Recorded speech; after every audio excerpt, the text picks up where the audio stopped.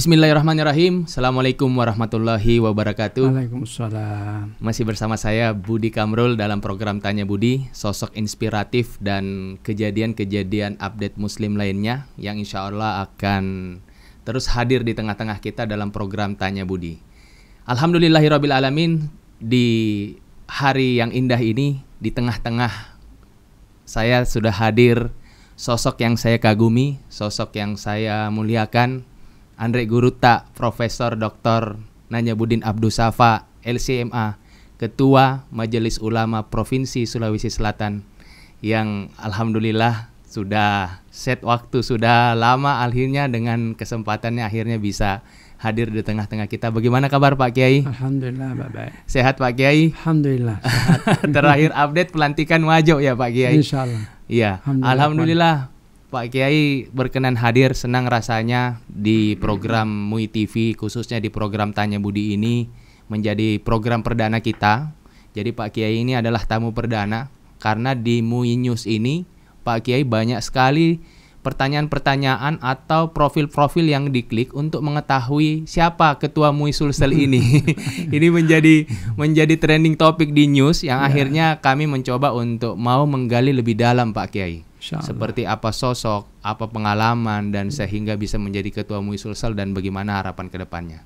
Dari pertanyaan pertama Pak Kiai, mohon diceritakan bagaimana Pak Kiai memulai kehidupan ini, tumbuh kembang, lahir di mana sampai dengan menempuh pendidikan menjadi profesor di bidang keagamaan, khususnya bahasa. Silakan Pak Kiai. Bismillahirrahmanirrahim. Alhamdulillahirabbil wassalatu wassalamu ala habibina wa syafiina wa muallimina Muhammadin sallallahu alaihi wasallam wa ala alihi washabihi ajmain, amma ba'd.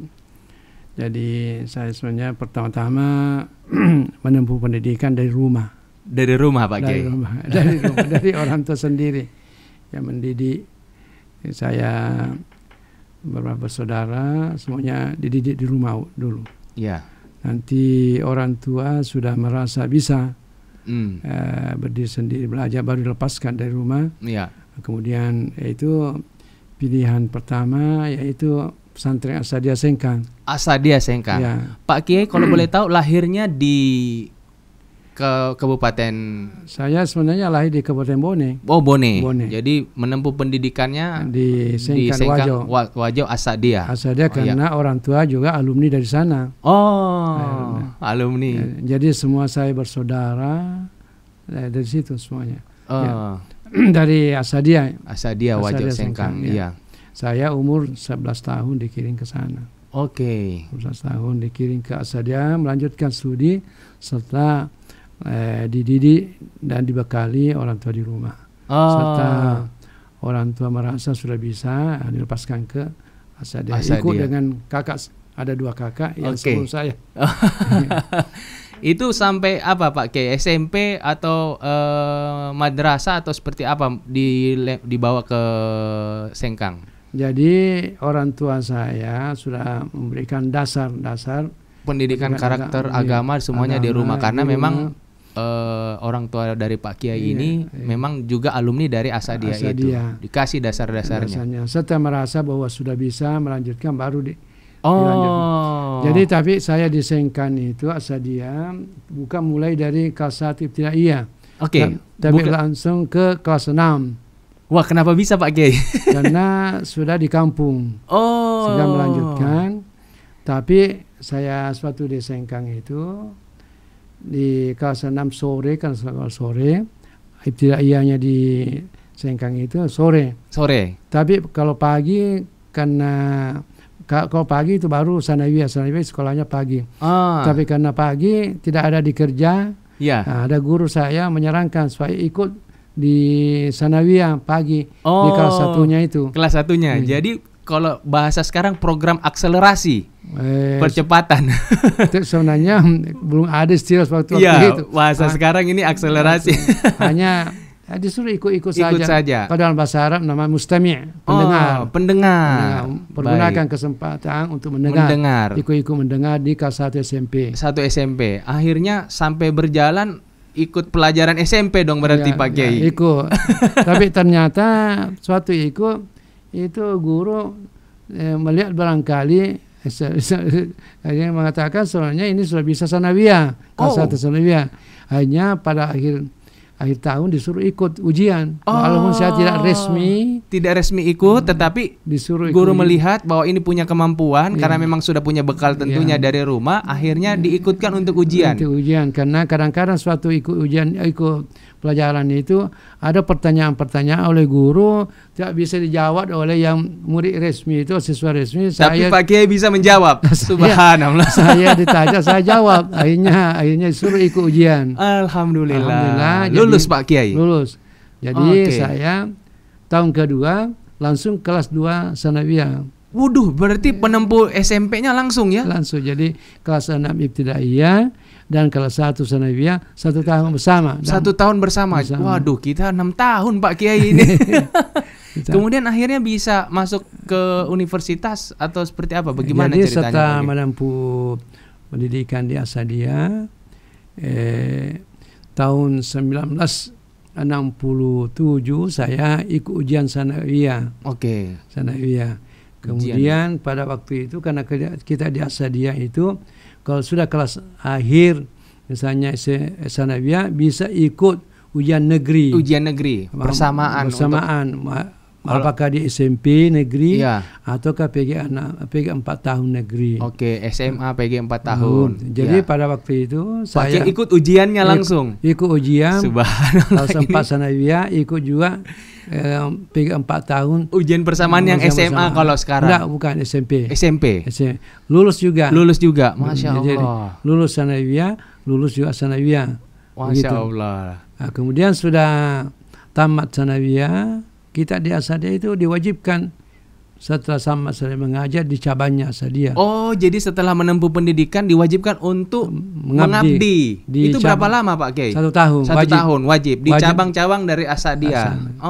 Jadi langsung praktek ya. Itu umur berapa Pak Kiai? Saya pada waktu itu sudah bisa langsung praktek itu. Karena SMP berarti. Tahun 67 berarti saya baru 16 tahun. Waduh, anak zaman sekarang. 68. 68. Ya, kalau 16 tahun Pak Kiai itu masih kalau sekarang masih di rumah berarti Pak Kiai pada zamannya sudah mulai berdakwah, sudah mulai karena kita sudah ke masyarakat. Biasa dilatih. Masya Allah, berarti jadi dilatih. pada waktu itu saya ke cabang Asadia, saya kepala sekolah. Waduh, umur 16 tahun Pak Kiai sudah menjadi kepala sekolah.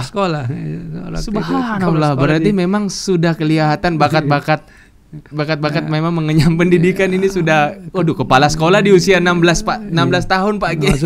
Masuk 17 tahun. Nah, jadi 67 68 saya bertugas sebagai di cabangnya itu sekaligus kepala sekolah.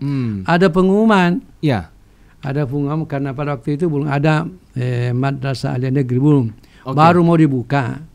Terus ada pengumuman mengatakan siapa yang punya ijazah PG 4 tahun negeri boleh ikut ujian. Ujian untuk madrasah. Ujian untuk SMA-nya berarti. SMA-nya. Berarti tapi belum dibuka sekolahnya. Belum dibuka. Berarti diuji Pak Kiai. Pada waktu itu baru PG 6 tahun. Aliyah negeri belum. Tapi sebelum dibuka aliyah negeri ada ujian dulu. Waduh. Ada ujiannya Pak Kiai untuk masuk SMA itu. Jadi saya bertugas sebagai kepala sekolah di cabang Asadia, salah satu cabang Asadia, ikut ujian. Ikut ujian untuk aliyah negeri. 68 itu. Tahun 68. Kebalikan dari saya, baru lahir 86 Pak Kiai. Jadi 68 itu saya lulus. Alhamdulillah. Jadi berapa orang Pak pesertanya Pak Kiai? Banyak karena setiap kabupaten ikut lulus. Alhamdulillah. Saya ikut di Bone, lulus. Alhamdulillah. Jadi saya sebenarnya itu saya punya ijazah. Soalnya kalau mau dihitung total, dihitung waktunya, menempuh pendidikan mungkin tidak sampai 3 tahun ya Pak Kiai. Karena dari SD sampai SMA hanya 3 tahun kita. Jadi antara SMP atau sanawiyah dengan aliyah SMA-nya hanya 1 tahun. Subhanallah. Jadi pada waktu itu baru setelah dapat ijazah aliyah negeri baru ikut belajar di aliyah di Asadia. Tahun 1970 kan 69 saya sekolah kembali ke Asadia. Kembali lagi melaksanakan melanjutkan studi. Sampai studi di aliyah SMA kalau kita sekarang, kalau pesantren namanya Alia. Alia. Saya juga mengajar di Sanawiyah SMP. Oh, berarti apa habis menempuh mengajar, habis menempuh mengajar kembali. Jadi itu selalu mengajar. Masya Allah. Jadi saya hanya di SMA itu atau Alia itu hanya 1 tahun saja, karena sudah punya ijazah Alia negeri. Aduh. Itu saya pakai lanjut ke IAIN. Iya. Oh, jadi pakai masuk ke IAIN. Hanya S1. 1 tahun saja. 1 tahun saja. 1 tahun saja di Alia di SMA. SMA. Terus yang di IAIN Pak Kiai? Ya. Itu berapa lama Pak Kiai? IAIN. Jadi saya masuk di IAIN tahun 70. Oke. Oh, IAIN. S1-nya IAIN, S2-nya? Jadi IAIN saya ikut di Fakultas Adab. Oh, Fakultas Adab. Tahun 73 selesai BA. Selesai BA, soalnya kita di IAIN dulu kan belum banyak tenaga dosen. Baru kita tahun ketiga, namanya belum semester. Baik. Tahun ketiga kita sudah diangkat asisten. Oh, karena memang tenaga pengajar mungkin masih kurang pada waktu itu. Dan sekarang syarat S2 Pak Kiai baru bisa ngajar untuk sekarang. Jadi kita mengajar. Oh, jadi langsung mengajar praktek juga. Praktek juga. Jadi saya resminya itu menjadi asisten di IAIN. Asisten tahun 73. Tahun 73. Sekarang ini Pak Kiai sudah menjadi guru besar di Fakultas Ilmu Bahasa Universitas Hasanuddin. Kemudian Pak Kiai juga sudah sebagai Dewan Fakultas Agama Islam Universitas Islam Makassar sebagai pembina. Alhamdulillah. Jadi sebelumnya itu ya panjang sekali proses. Dan ini apakah memang menempuhnya itu bisa sampai ke luar negeri Pak Kiai? Saya melihat profil ada Malaysia, ada Mesir. Jadi tahun 75 sudah sarjana muda, ada beasiswa dari Al-Azhar. Al-Azhar memberikan kesempatan mahasiswa IAIN. Nah, pada waktu itu saya ikut tes untuk bisa ke Mesir. Ke Mesir untuk mendapatkan beasiswa. Dulu IAIN itu seluruh IAIN Indonesia Timur, IAIN Alauddin semuanya. IAIN Alauddin. Jadi kami semuanya mahasiswa yang mau ke luar negeri ikut tes ke sana di IAIN. Oh, di sini tesnya untuk ke Mesir. Termasuk yang tes kita Pak Profesor Quraisy Shihab. Oh, jadi pada zaman itu Prof Quraisy Shihab yang menguji Pak Kiai. Iya. Subhanallah. Profesor Umar Shihab. Umar Shihab berarti bapak saudaranya. Saudara beliau. Iya. Dan semuanya unsur pimpinan dari IAIN. IAIN Alauddin. Dari berbagai bahasa Arab, pendidikan agama, pendidikan umum, bahasa Inggris. Lulus Pak Kiai. Hasilnya gimana Pak Kiai? Itu seleksinya ketat sekali itu. Ketat sekali. Alhamdulillah, termasuk setelah diumumkan saya ranking 1. Ranking 1 dari seluruh peserta Pak Kiai ranking 1. Wah, ini pasti lolos ini, berangkatlah Pak Kiai ke sana. Semua biayanya ditanggung Pak Kiai. Jadi alhamdulillah pada waktu itu kita menunggu pemberangkatan. Ternyata nanti saya berangkat Oktober 76. Oh. Tesnya 75. Oh, berarti sama seperti sekarang ya. Kita menunggu 1 tahun menanggung untuk itu. Kemudian biaya ke sana tanggung sendiri, urus sendiri. Oh, bukannya beasiswa di cover Pak Kiai? Nanti di sana. Oh, untuk ini. Al-Azhar kan bukan negara kaya. Pada waktu itu ya. Nanti di sana baru ditanggung. Oh, gitu. Alhamdulillah, tapi pada waktu itu tahun 70-an itu kalau ada mau keluar negeri kan dianggap heboh. Betul. Apalagi posisinya Pak Kiai ini lulus ranking 1. Kemudian yang saya ajar di Fakultas Adab ada anaknya pemilik Hotel Raudah. Pemilik Hotel Raudah yang di Mekah. Nah, bukan Hotel Raudah yang asik aja. Oh, HM Asik. Saya kira Raudah di Hotel Raudah HM Asik di Petarani anaknya. Itu satu saya ajar. Oh, kita ajar. Jadi akhirnya dapat fasilitas. Dia masih itu heboh sekali travel Raudah pada waktu. Dia kasih tahu bapaknya. Manajemen hotel dan lain-lain. Guruku ini mau ke Mesir. Ya, ada uangnya. Akhirnya dipanggil saya, nanti saya tanggung tiketnya. Masya Allah. Izin Pak Kiai, sebelum masuk ke sana, karena menyinggung soal uang. Pada fase proses pendidikan itu, apakah, maaf Pak Kiai, pernah terkendala masalah keuangan atau memang orang tua cukup untuk memenuhi, karena ini kan butuh biaya? Gimana Pak Kiai? Saya kan bersaudara. Ya. Sudah diajar mandiri. Sudah diajarkan kemandirian. Kemudian menderita itu sudah biasa. Jadi memang tertatih-tatih juga orang tua. Jadi orang tua itu ya pas-pasan saja, tapi karena kita ya kan sudah mengajar, sudah terbiasa mengajar dan lain-lain. Ya itu. Baik. Jadi suatu mau ke Mesir, banyak ada membantu, termasuk ada Haji Asyik membelikan tiket. Masya Allah, semoga keberkahan buat beliau. Kemudian ada juga yang saya dipanggil oleh Pak Haji Kala. Haji Kala dipanggil juga, berarti bapaknya Pak Yusuf Kala, Pak Kiai. Dipanggil saya karena dengan perantaraan Ustaz Ramli dulu. Saya punya om. Dapat bantuan akhirnya bisa berangkat ke Mesir. Akhirnya dia kasih tahu Pak Haji Kala. Iya. Kata ini kita punya kewenangan mau ke Mesir ada awannya. Subhanallah. Terus Pak Haji Kala bilang nanti saya belikan kau tiket. Subhanallah. Semoga keberlimpahan rahmat Alhamdulillah juga dengan bantuan bisa. itu kami berangkat ke Pak Mesir. Pak keluarga Pak Kala ini sangat dermawan sekali udah dari dulu ya Pak. Jadi itu alhamdulillah dengan bantuannya itu saya berangkat ke Mesir. Di Mesir itu juga saya selalu mempergunakan kesempatan saya masuk 2 universitas. Masuk di 2 university. Masuk ke Azhar. Azhar satu tuh, yang satunya di mana Pak? Namanya Ma'had Dirasah Al-Islamiyah. Itu jurusan apa Pak Kiai? Itu jurusan Dirasah Islamiyah, studi Islam. Oh, studi Islam. Saya di Azhar. Jadi yang di Azhar itu jurusan bahasa Arab. Bahasa Arab. Oh, ini yang untuk yang studi Islam. Kenapa saya masuk di situ? Karena saya beranggapan seluruh alumni Mesir, semua orang Indonesia mengatakan semua alumni Azhar. Berarti seluruh ilmu dia, disiplin ilmu tahu semuanya. Tahu semuanya. Jadi saya harus belajar studi Islam. Luar alhamdulillah. Haus akan ilmu sekali Pak Kiai ini. Jadi, sampai harus ini harus sembunyi-sembunyi. Tidak diketahui oleh orang tua? Tidak diketahui oleh Azhar. Terus gimana? Oh, Azhar tidak ketahui karena nggak boleh ya. Karena kalau kata Azhar ketahui Azhar, kita diputuskan beasiswa nggak boleh merangkap. Oh, nggak boleh. Tapi, terus gimana biayanya Pak Kiai? Itu kan yang nggak ditanggung. Itulah ya kumpul-kumpul ya. Pak Kiai kerja atau biasa apa? Kalau musim haji biasa saya ikut mengantar. Tapi enggak setiap tahun. Enggak setiap tahun. Enggak setiap itu tahun dapat saya. untuk di. Kalau ada. Baik Pak Kiai. Jadi cara hidup secara mahasiswa. Masya Allah. Dan baik Kiai. Itu sudah ada modal dikasih orang tua mengatakan bahwa yang menuntut ilmu itu pasti ditanggung oleh Allah SWT. Yang menuntut ilmu pasti ditanggung oleh Allah atas rezekinya. Ya, atas keyakinan itu. Atas keyakinan itu. Ya. Pak Kiai pegang betul tuh. Ya. Subhanallah. Pada waktu selesai menyelesaikan S2 kan dibaikot Mesir. Oh, pada fase itu. Ya, saya tak bisa lagi dapat beasiswa untuk S3. Oke. Padahal sebenarnya keinginan kuat untuk melanjutkan S3 di sana. Sudah terdaftar. Sudah terdaftar, tapi karena ada kejadian negara Mesir. Azhar itu sudah membuat peraturan. Dia sudah mendapat beasiswa S1, S2 tidak boleh S3.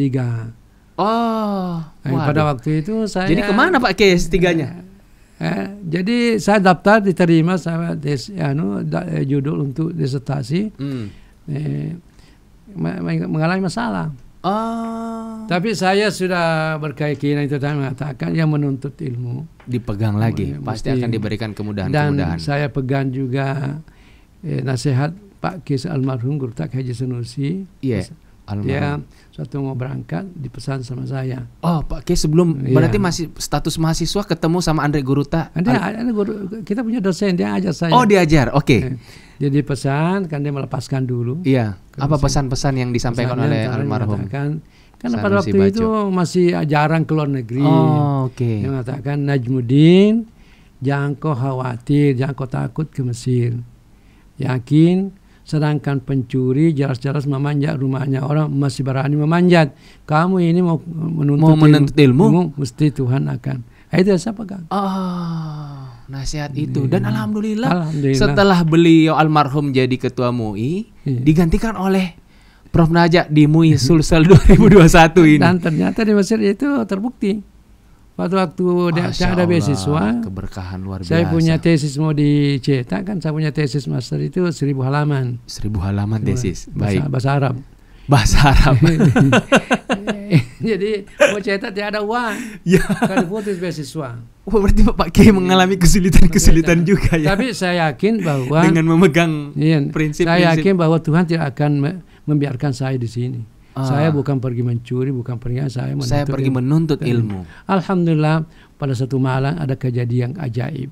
Wah, itu gimana tuh Pak Kiai? Ini yang sampai sekarang saya tidak tahu rahasianya. Apa Pak Kiai? Itu pada satu malam kan saya punya tesis 1000 halaman mau dicetak, di Nggak ada mana ongkos? nggak ada biaya. Ini untuk tesis ini. Untuk tesis.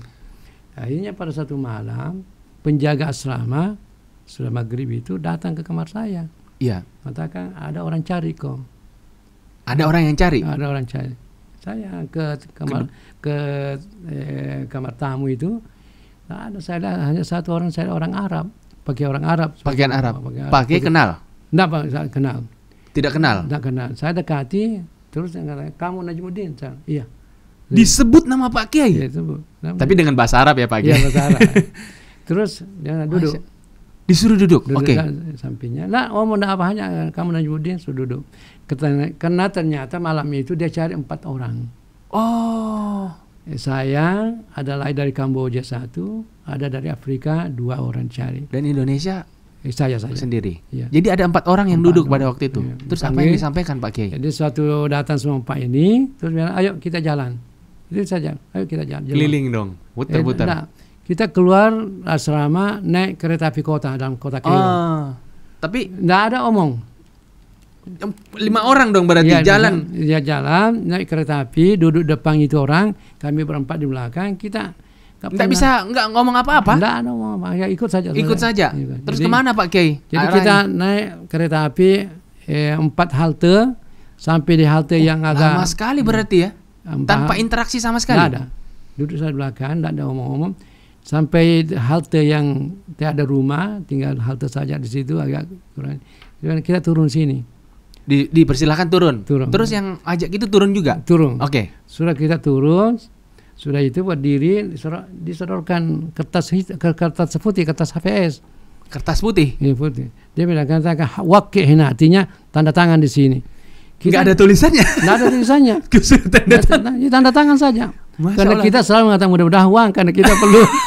Jadi sudah nggak pernah takut. Nggak pernah takut. Karena mudah-mudahan uang. Mudah-mudahan uang. Sudah tanda tangan 4 ini, tanda tangan, ada nama tanda tangan, terus dibagi amplop. Dibagi amplop. Sudah kasih amplop. Berapa Pak Kiai? Dia saya amplop, dia dah masalah, pulang ke asrama. Subhanallah, sampai sekarang itu orang Pak Kiai tahu nggak? Nggak, karena dia jalan kita nggak. Yang penting kita dapat amplop. Itu isinya, singkat nggak salah, 500 pound atau $500 cukup untuk biaya tesis. Masya Allah. Jadi, padahal itu lagi dibutuhkannya ya. Iya. Dan datang orang yang tidak dikenal. Iya. Ya persis biaya tesis. Jumlahnya sama untuk biaya tesis. Masya Allah. Luar biasa. Jadi Pak saya tambah yakin bahwa itu kalau kita menempuh pendidikan, yakin atas pendidikan itu, insya Allah Allah yang akan tolong dan Allah. Begitu juga di Malaysia, satu-satunya dosen Unhas ke luar negeri melanjutkan S3 tidak ada beasiswanya saya. Tanpa beasiswa? Tanpa beasiswa. Itu biayanya bagaimana Pak Kiai? Ya pertolongan Allah. Jadi ringkasnya, suatu saya ikut kuliah di Malaysia itu akhir semester itu ada pengumuman seluruh mahasiswa program S3 silakan mendaftar untuk menjadi tenaga asisten di Malaysia. Di Malaysia. Ringkasnya saya dites apa semuanya, dites seluruh fakultas, di seluruh pengikut di fakultas FI, fakultas dirasa Islamia itu hanya saya yang lulus. Masya Allah. Jadi itulah ya Pak Kiai. Saya melihat Pak Kiai dari perjalanan kalau bahasa saya sekarang SD, SMA sampai ini betul-betul penuh dengan keajaiban-keajaiban. Karena memegang nasihat-nasihat dari terutama guru Sanusi Baco dan orang tua sudah menyatakan bahwa yang menuntut ilmu ditanggung oleh Allah SWT. Menuntut ilmu ditanggung oleh Allah. Kita ke sesi selanjutnya Pak Kiai. Majelis Ulama Indonesia Provinsi Sulawesi Selatan. Kemudian Pak Kiai juga sebagai Majelis Syuro Nahdlatul Ulama Rais Surya Nahdlatul Ulama Sulawesi Selatan. Kemudian banyak sekali terakhir TGUPP Provinsi Sulawesi Selatan, Tim Percepatan Pembangunan. Bagaimana Pak Kiai mengatur waktu tersebut? Dan saya mau tanya dulu sebelum itu, bagaimana proses Pak Kiai terpilih menjadi Ketua Majelis Ulama Provinsi Sulawesi Selatan menggantikan almarhum Kiai Haji Andre Guruta Sanusi Baco? Saya sendiri tidak tahu. Agak rapat Pak Kiai. Ya. Saya sendiri tidak tahu. Ya. Karena baru saya tahu pada hari itu bahwa saya yang mau dipilih. Pak Kiai sebelumnya tidak mengetahui. Artinya pada hari pemilihan itu saja menyerahkan teman-teman saya saja. Iya. Tak tahu saya satu di era pemilihan saya terpilih, saya dipanggil, baru saya yakin bahwa saya yang tidak ada usaha-usaha untuk jadian. Tidak ada juga. Oh, tidak ada. Nah, jadi hanya kemauan teman-teman. Saya bilang, insya Allah kalau misalnya dia beri amanah, insya Allah. Baik Pak Kiai.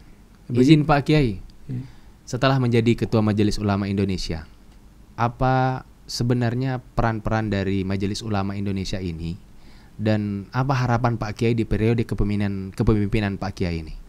Saya sebenarnya menginginkan supaya MUI ini betul-betul MUI maju. MUI maju. Kalau kita dulu dalam Musta itu barangkali nggak apa-apa kita memahami istilah MUI milenial. MUI milenial. Alhamdulillah dengan kepemimpinan beliau ini baru kurang lebih 2 bulan sudah ada MUI channel. Kami sangat senang sekali anak-anak milenial. Kami mau melihat ini MUI betul-betul menjadi pelayan umat yang modern. Menjadi pelayanan umat yang modern dan mitra pemerintah. Jangan kita menganggap pemerintah karena pemerintah itu umaro dan umara. Ya, harus kita dampingi, harus kita jalan sama-sama supaya sinergi. Negara kita tetap utuh, persatuan dan alhamdulillah. NKRI ini harus kita dijaga ya. Alhamdulillah. Ya. MUI milenial ini saya melihat periode ini suportif sekali Pak Kiai dengan program-program digital. Ada news, podcast, TV dan lain-lain, dan sepertinya Sulawesi Selatan ini menjadi terobosan baru. Alhamdulillah. Saya bersyukur sekali karena semua komisi artinya seakan-akan kompetisi semuanya membuat program.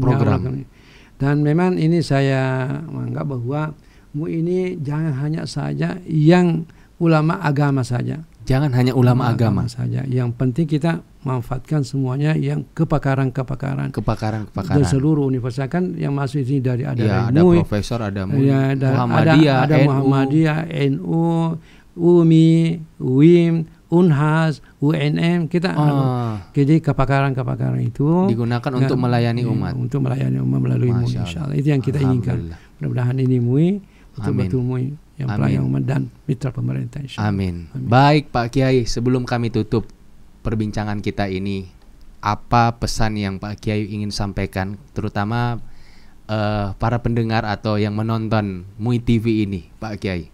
Saya kira untuk pertama kepada seluruh pengurus MUI hanya satu ayat, wa qul i'malu fasayarallahu a'malakum. Berbuatlah, Tuhan akan menilai dan Rasulnya dan umat Islam akan menilai apa kita. Mudah-mudahan kita keikhlasan kita untuk mengabdi di MUI, insyaallah untuk melayani umat, insyaallah. Dan pesanan Anda Guru Tak Haji Hasan mengatakan, urus agamamu, niscaya Tuhan Allah Ta'ala kebutuhanmu. Uruslah agamamu, Tuhan akan tahu apa kebutuhanmu. Kemudian yang umat Islam mudah-mudahan juga ikut membantu mendukung apa yang program-program dari yang MUI. Insyaallah mudah-mudahan ini kita berhasil semuanya. Baik. Dan tetap menjaga NKRI. Itu yang paling penting. Itu yang penting. Baik. Persatuan dan kesatuan Republik negara kita Indonesia. Utuh, Alhamdulillah. Kita, terima kasih banyak Pak Kiai, sangat terhormat sekali bisa hadir dalam program Tanya Budi ini. Sungguh menjadi sebuah terobosan-terobosan baru dari MUI dan menjadi percontohan di MUI provinsi-provinsi maupun kabupaten-kabupaten lainnya. Terima kasih banyak atas waktunya Pak Kiai. Semoga senantiasa Allah jaga Pak Kiai, diberikan kesehatan, dan para pengurus-pengurus yang lain juga senantiasa diberikan kekuatan untuk mengurus dan melayani umat. Terima kasih banyak pemirsa. Tanya Budi edisi kali ini sangat senang sekali saya, Profesor Dr. Kiai Haji Najabuddin Abdus Safa, Ketua MUI Sulsel periode ini berkenan hadir. Terima kasih banyak Pak Kiai. Semoga dengan program-program selanjutnya kita bisa memberikan pelayanan yang terbaik untuk umat. Assalamualaikum warahmatullahi wabarakatuh. Waalaikumsalam.